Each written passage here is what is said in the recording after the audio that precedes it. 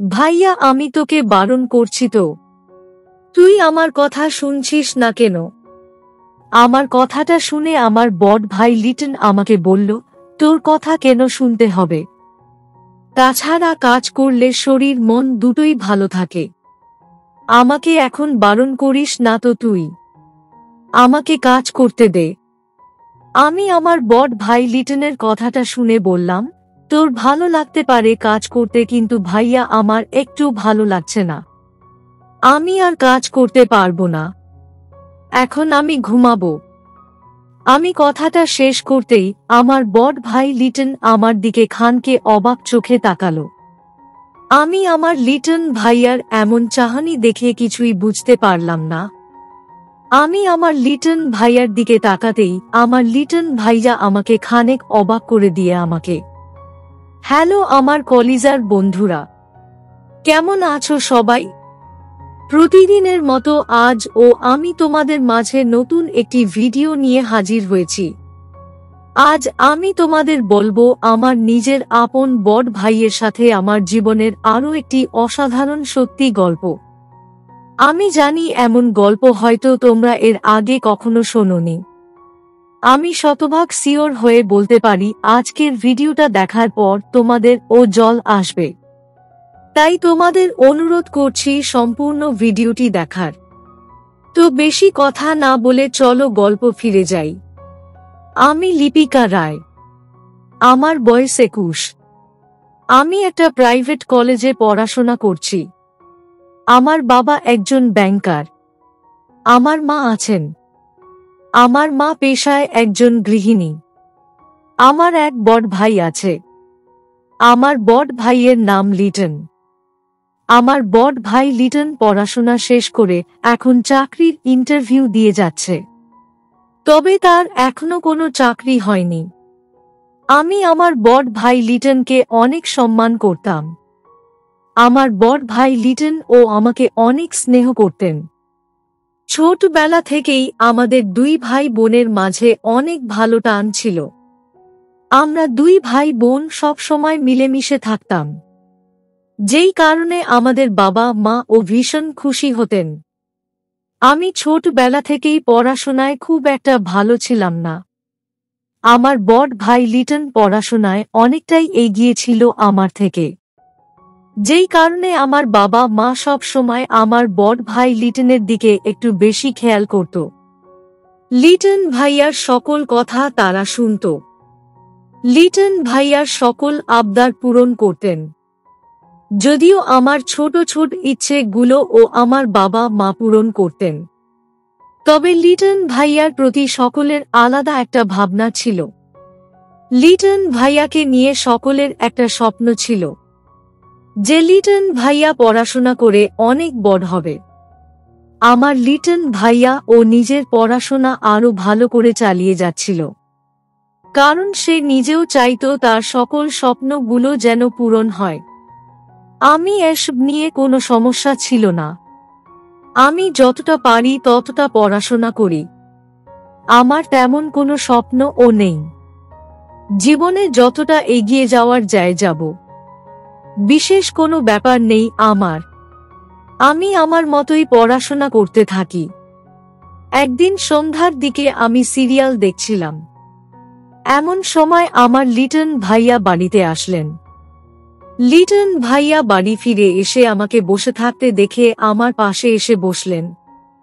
লিটন ভাইয়া আমার পাশে এসে বসতেই আমি লিটন ভাইয়ার দিকে তাকালাম। আমি আমার লিটন ভাইয়ার দিকে তাকিয়ে দেখতে পেলাম আমার ভাইয়ার মুখটা একদম শুকিয়ে গেছে। আমি লিটন ভাইয়াকে ক্লান্ত দেখে জিজ্ঞেস করলাম, ভাইয়া তোর কি শরীর খারাপ লাগছে? আমার প্রশ্নের জবাবে লিটন ভাইয়া আমাকে বলল, আরে তেমন কিছু না, একটু ক্লান্ত লাগছে এই আর কি। আমি লিটন ভাইয়ার কথাটা শুনে বললাম, বলিস কি ভাইয়া, হঠাৎ করে তোর ক্লান্ত লাগছে কেন? লিটন ভাইয়া বলল, আর বলিস না, বন্ধুদের সাথে আজ একটু বেশি সময় আড্ডা দিয়েছি, তারপর আবার একটু বেশি হাঁটা চলা করেছি তো। তাছাড়া যেই গরম পড়েছে, সব মিলিয়ে আমার এখন ভীষণ ক্লান্ত লাগছে। আমি লিটন ভাইয়ার কথাটা শুনে খানেক অভিমানী কণ্ঠে বললাম, তোকে এত আড্ডা দিতে কে বলেছে? সারাটা দিন বাহিরে থাকি আর আড্ডা দিতে থাকিস, এখন তো একটু ক্লান্ত লাগবেই। তুই এখানেই বস, আমি তোর জন্য লেবুর জল নিয়ে আসছি, তোর ক্লান্তি দূর হয়ে যাবে। আমি কথাটা শেষ করে আমার লিটন ভাইয়ার পাশ থেকে উঠে পড়লাম। আমি আমার লিটন ভাইয়ার পাশ থেকে উঠে পড়তেই লিটন ভাইয়া আমাকে থামিয়ে দিয়ে বলল, আরে পাগলি বোন আমার, আমাকে নিয়ে এত বেশি চিন্তিত হতে হবে না, আমি এখন একটু ঠিক আছি, তুই বস, সমস্যা নেই। আমি লিটন ভাইয়ার দিকে তাকিয়ে বললাম, তোকে এত কথা কে বলতে বলেছে? আমি তোর জন্য এখন লেবুর জল করে নিয়ে আসছি, তুই চুপটি করে লেবুর জল খেয়ে নিবি। এত কথাটা বলতে বলেনি তোকে কেউ। আমার কথাটা শেষ হতেই আমার লিটন ভাইয়া খানেক হেসে ফেললেন। আমার লিটন ভাইয়া হেসে ফেলতেই আমি চলে গেলাম ভাইয়ার জন্য লেবুর জল তৈরি করতে। আমি ছোটবেলা থেকেই আমার পরিবারের সকলের খেয়াল রাখার চেষ্টা করি। আমার পরিবারের লোকদের খেয়াল রেখে আমি নিজের ভিতর থেকে একটা ভিন্ন রকম প্রশান্তি পেয়ে থাকি। আমি আমার ভাইয়ার জন্য লেবুর জল করে নিয়ে আসতে চলে যাওয়ার পর আমি দ্রুত হাত চালিয়ে শরবত তৈরি করে নিলাম। আমি লেবুর জল তৈরি করে ফেলে সোজা আমি চলে আসলাম আমার ভাইয়ার কাছে। আমি আমার লিটন ভাইয়ার সামনে এসে দাঁড়িয়ে মুচকি একটা হাসি দিয়ে বললাম, এই যে ভাইয়া, তোর জল, লেবুর জল তৈরি করে নিয়ে এসেছি, এই নে ভাইয়া, লেবুর জলটা খেয়ে নে, দেখবি তোর ক্লান্ত ভাবটা চলে যাবে। আমার কথা শুনে লিটন ভাইয়া আমার হাত থেকে লেবুর জলের গ্লাসটা নিয়ে লেবুর জল খেতে লাগলো। লিটন ভাইয়া লেবুর জল সম্পূর্ণ খেয়ে নেয়ার পর আমার লিটন ভাইয়া একটা দীর্ঘশ্বাস ফেলে আমাকে বলল, সত্যি বলছি বোন, আমার অনেক শান্তি লাগছে এখন, যেই ক্লান্ত ভাবটা ছিল এতক্ষণ ধরে সেটা যেন আর নেই। আমি লিটন ভাইয়ার কথাটা শুনে বললাম, হুম ভাইয়া, এখন থেকে রোজ লেবুর জল খাবি, দেখবি তোর ভালো লাগছে। আমার কথাটা শেষ হতেই আমার লিটন ভাইয়া বলল, অবশ্যই, তুই যেটা বলবি সেটাই হবে পাগলি বোন আমার। আমি আমার লিটন ভাইয়ার দিকে তাকিয়ে মুচকি একটা হাসি দিয়ে আবার ও সোফায় বসে পড়লাম সিরিয়াল দেখার জন্য। আমি আমার লিটন ভাইয়ার পাশে বসেই সিরিয়াল দেখছিলাম। প্রায় বেশ খানেক সময় ধরে সিরিয়াল দেখার পর আচমকা আমি আমার লিটন ভাইয়ার দিকে তাকিয়ে দেখতে পেলাম লিটন ভাইয়া আমার দিকে তাকিয়ে আছে। আমি আমার লিটন ভাইয়াকে আমার দিকে তাকিয়ে থাকতে দেখে খানেক অবাক হয়ে গেলাম। আমি বুঝতে পারলাম না যে লিটন ভাইয়া হঠাৎ আমার দিকে এমনভাবে তাকিয়ে আছে কেন। আমি লিটন ভাইয়াকে আমার দিকে এমনভাবে তাকিয়ে থাকতে দেখে খানেক অবাক হয়ে যাই। আমি লিটন ভাইয়ার দিকে তাকিয়ে খানেক কৌতূহলী কণ্ঠে লিটন ভাইয়াকে জিজ্ঞেস করলাম, কিরে ভাইয়া, আমার দিকে তুই এমনভাবে তাকিয়ে আছিস কেন? কিছু বলবি ভাইয়া? আমার প্রশ্নের জবাবে লিটন ভাইয়া মুচকি হেসে আমাকে বলল, আরে তেমন কিছু না, তোর পড়াশোনা কেমন চলছে? আমি আমার লিটন ভাইয়ার প্রশ্নের জবাবে বললাম, এই তো ভাইয়া, চলছে ভালোই, কোনো সমস্যা নেই। আমার কথাটা শেষ হতেই আমার লিটন ভাইয়া বলল, ওহো, আচ্ছা ঠিক আছে, আমি এখন আসছি, কেমন, রুমে গিয়ে একটু বিশ্রাম করে নেই। এই বলে লিটন ভাইয়া আমার পাশে থেকে উঠে পড়ে তার ঘরের দিকে চলে যেতে লাগল। আমিও আর লিটন ভাইয়াকে কিছু বলিনি। লিটন ভাইয়া তার ঘরে চলে যাওয়ার পর আমি আপন মনে খানেক চিন্তা করতে লাগলাম।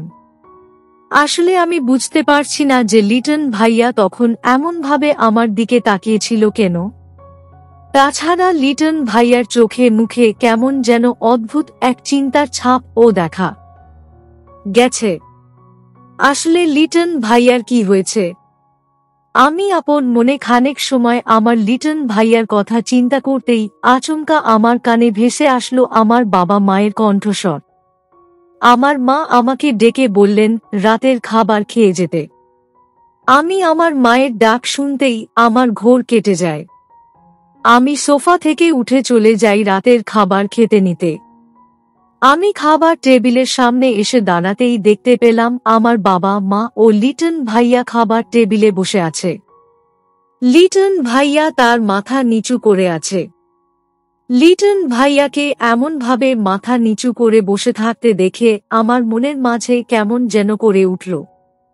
আমি ঠিক বুঝতে পারলাম না যে আসলে লিটন ভাইয়া এমনভাবে তার মাথা নিচু করে আছে কেন।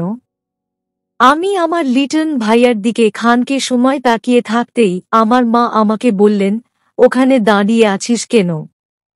আয় এখানে বস। আমি আমার মায়ের কথা মতো খাবার টেবিলে গিয়ে বসলাম। আমি খাবার টেবিলে বসে খাবার খাওয়া শুরু করতেই আমার বাবা আমার বড় ভাই লিটনকে তার চাকরির বিষয়ে জিজ্ঞাসা করল। আমার লিটন ভাইয়া বাবার প্রশ্নের জবাবে কিছুই বলতে পারল না, যেই কারণে বাবা খানেক অভিমান করে ফেলল। আমার ভাইয়ার পড়াশোনা শেষ হয়েছে অনেক আগেই, কিন্তু পড়াশোনা শেষ করার পর থেকে আজ অবধি আমার ভাইয়া কোনো চাকরির ব্যবস্থা করতে পারেনি। আমি আমার বাবার দিকে তাকিয়ে বেশ বুঝতে পারলাম আমার বাবা অনেক অভিমান করে আছেন। আমার বাবাকে অভিমান করতে দেখে আমার লিটন ভাইয়া আর খাবার খেলেন না।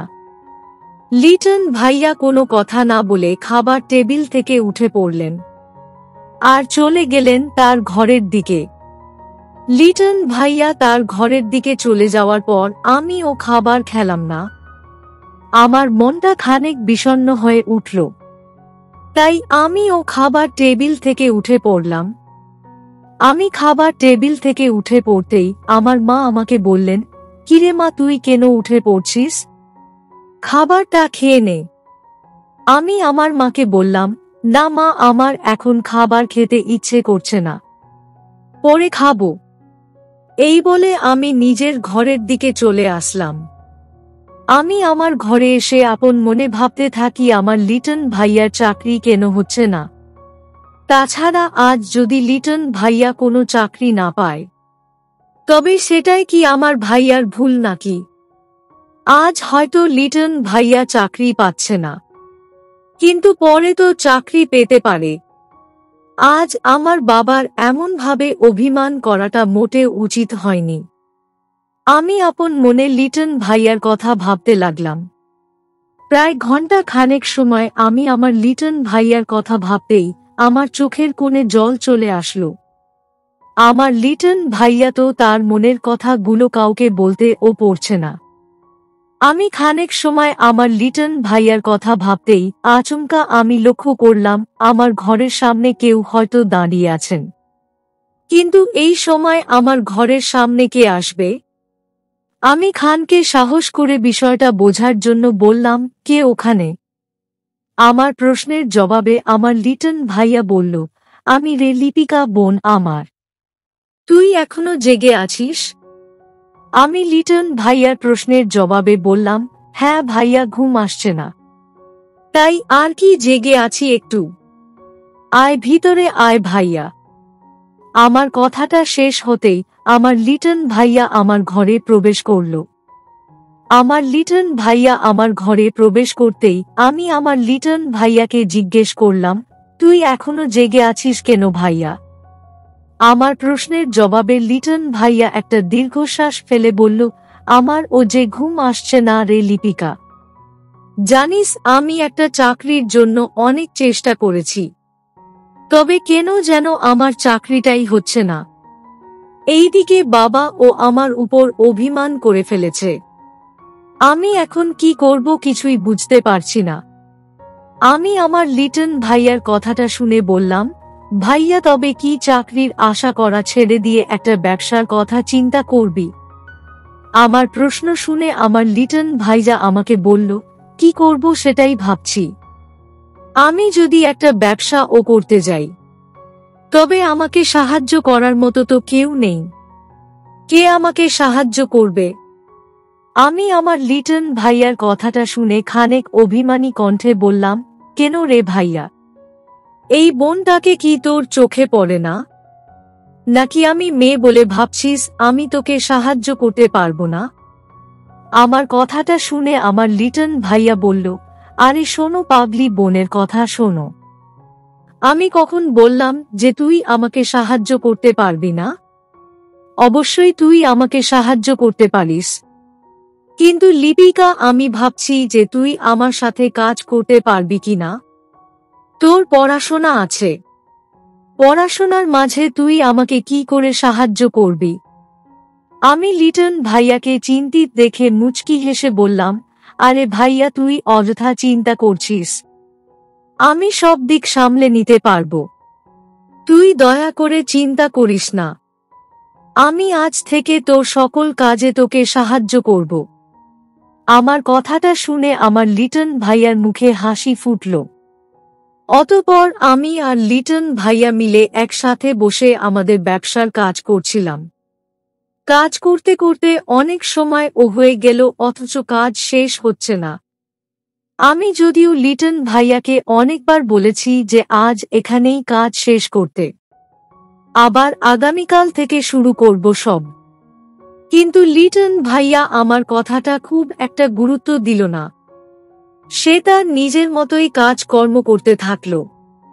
এক পর্যায়ে আমি আমার লিটন ভাইয়াকে বললাম, ভাইয়া আমি তোকে বারণ করছি তো, তুই আমার কথা শুনছিস না কেন? আমার কথাটা শুনে আমার বড় ভাই লিটন আমাকে বলল, তোর কথা কেন শুনতে হবে?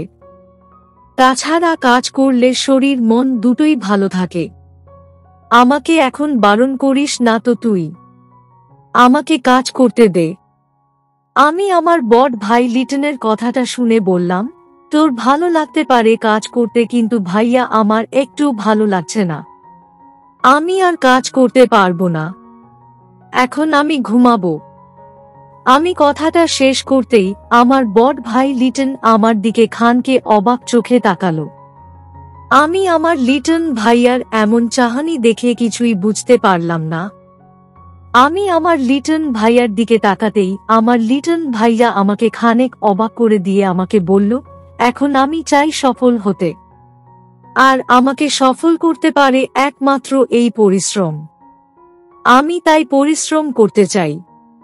আমি আমার লিটন ভাইয়ার কথাটা শুনে নিজের ভীষণ একটা শক্তি পেলাম। আমিও বললাম, ঠিক বলেছিস ভাইয়া, আমাদের সফল হতে হবে, এখন বিশ্রামের সময় নয়।